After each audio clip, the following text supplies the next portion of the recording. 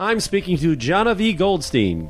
So Jahnavi is actually another name for the Ganges River. What a great name, Jahnavi Goldstein. It's like I live in the ashram, but I can do your taxes if needed. Exactly. Hippie parents and we're Hare Krishnas. We were more like a missionary family, but it was for Krishna, not for Christ.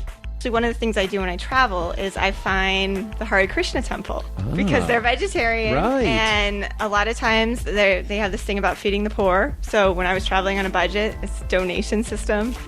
All the places I've ever been, the hardest place to be a vegetarian was actually New Orleans. Oh, yeah. And I got laid off and said, I'm giving up law, I'm giving up everything. And I went to Australia by myself.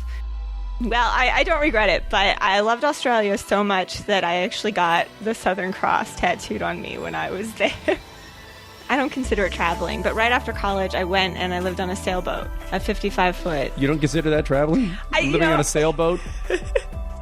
So I decided I was just going to go to England for 6 months and go do comedy. I did not realize what a masochistic sort of decision that would be.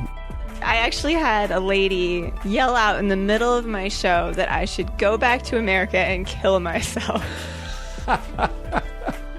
Well, I was in London for the riots, and that was pretty scary. It seems like everywhere is sort of unstable these days, but again, I've been to places and I've never felt unsafe. I mean, I hate to say it, but I used to be pretty apathetic. Coming back now, definitely a lot more aware. I can admit that I was very judgmental and one-sided about so many things and was very corporate. And then when I got laid off and I went traveling and I came back and I was like, oh my gosh, I have different perspectives. And having your mind changed is the coolest thing I think I've gotten from traveling.